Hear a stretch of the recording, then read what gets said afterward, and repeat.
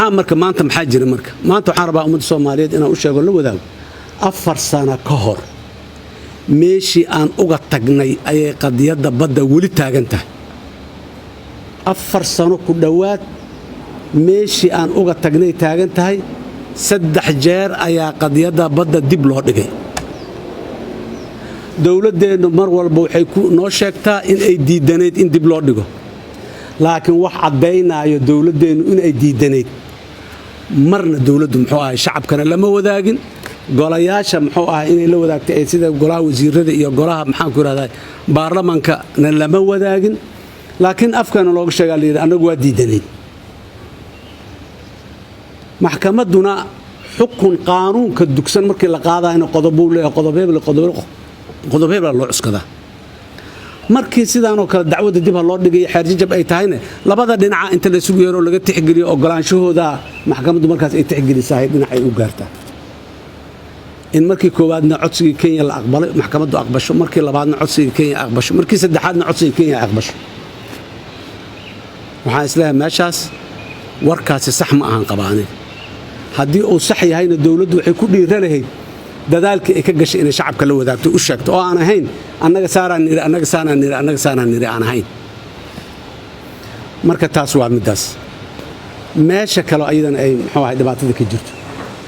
dacwadda waxaa mas'uul ka ahay dad Soomaaliyeed hogaaminayay dacwadda lawyer caalami ah oo Soomaaliyeed oo gabar Soomaaliyeed oo qiimo badan ah ayaa hogaaminaysay dacwadeena waa la wada yaqaanaa dadku way yaqaanaan wajigeedii muuqaalkeedii aad keentay munasharma xeer ilaaliyaheeni guud ee biriga joogay oo aan hadda joogin munasharmaan hadda ma joogto kamid ma ah kooxdii dacwada waday xeer ilaaliyaheeni guud ayaa asna kamid ahay dadkii dawladda sida saddex qofood dawladdu saartay 2 qofood oo dhinaca sharciga awgiis loogu saaray iyo qof dhinaca diblomaasiyadda iyo siyaasadda awgeed loogu saaray xeer ilaaliyaha guud kamid ahay oo kamid ahaa tiimka oo dadka Soomaaliyeedna u hadli jiray waad ogtihiin maxkamadda muga laga soo bax banaankeedu ka hadli jiray dalka mugu ku soo noqdo seminar iyo workshop iyo qaban jiray xeer ilaaliyu ka hadli jiray baarlamaanku hortagi jiray ka hadli jiray dadka Soomaaliyeed si macluumaad farsamo oo sharci oo rasmi u helaan safiirkeeni noo joogay midowga Yurub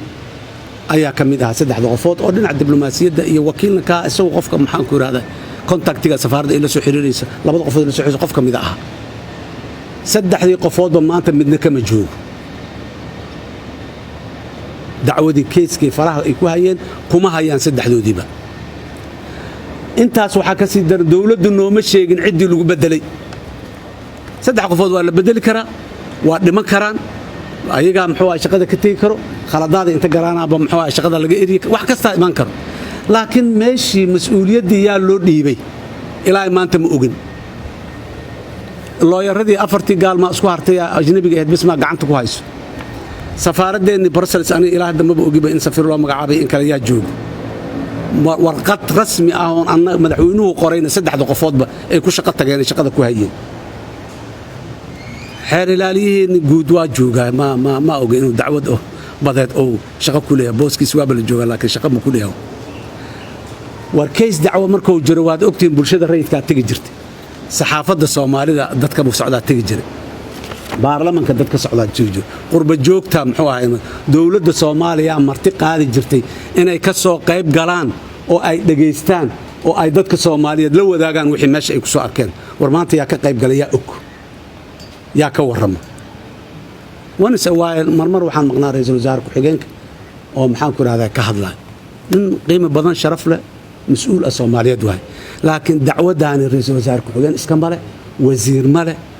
maxaan ku iraadaayay madaxweynaha iskala dacwadaan warqad madaxweyne leeyahay lagu geeyay dacwada dadka wakiilka ka warqad madaxweyne leeyahay lagu magacaabay waxaan rajaynaynaa oo niyad samida ay ku jirto waxay ahayd madaxweynuhu dadku inuu hor yimaado oo dadku u sheego waxa jira ma xasuusto aniga maalin madaxweynuhu dadku hor yimid aan ka ahayn waraysigii dagaalkii Kenya oo dawladda Kenya iyo dalka Kenya dagaal lagu jiray aan u arkaynay qadiyad dadka looga hadlay aanan ahayn bad ku saabsan badeeni marka xaaladeeda muxuu ahaay meeshaasay maraysaa marka waxaan rabnaa in maxaan ku iraahdaa baddi ay saas noqoto oo dadka Soomaaliyeed aanay garanayn waxa maanta ay ku sugan tahay annaga iyo dalka Kenya cilaaqaadkeenu isku xun yahay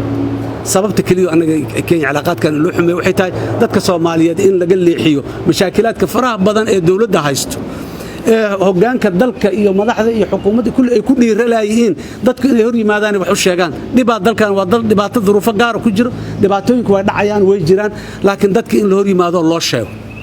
dhibkaana jira waxaana maanta haysto sidaana dadaalkaana ka sameeynay waxaana ka dhacay saanaan rabnaa inaan u wajahno ama maxay idin la tahay la yiraahdo dadka la soo hor istaago loo sheego la waxay ma aragteen wali dawladdeenu waxaan ka hadlayso marka mashaakilaadka yaryarka ee gudaha ka jira iyo kuwa waaweyn intaba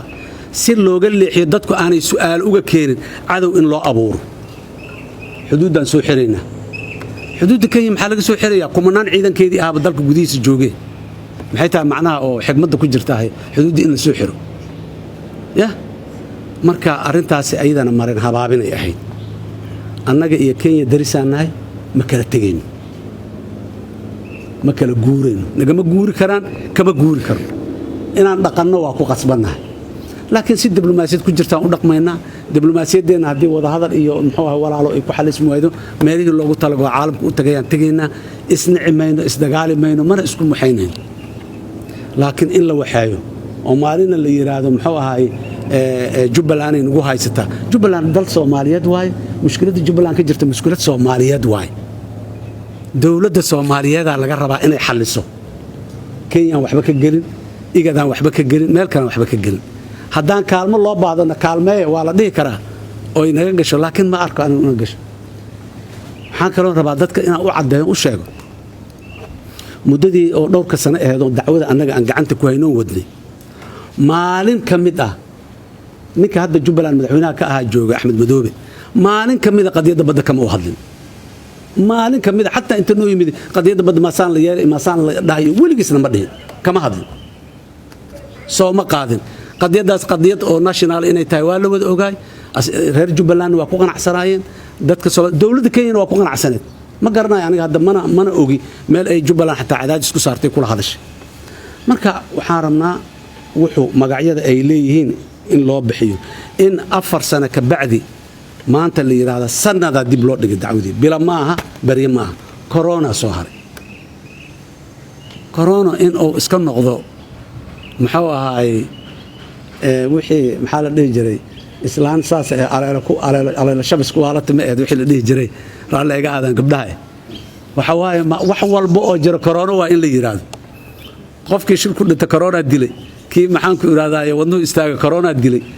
siyaasadda inta corona saan yeelay war waxaas waxa waaye ay way ka bari waay waxaas macquul ma aha corona jiro mid kala jiro shabaab ay shalana haystay on 10 sano ka badan la noolnahay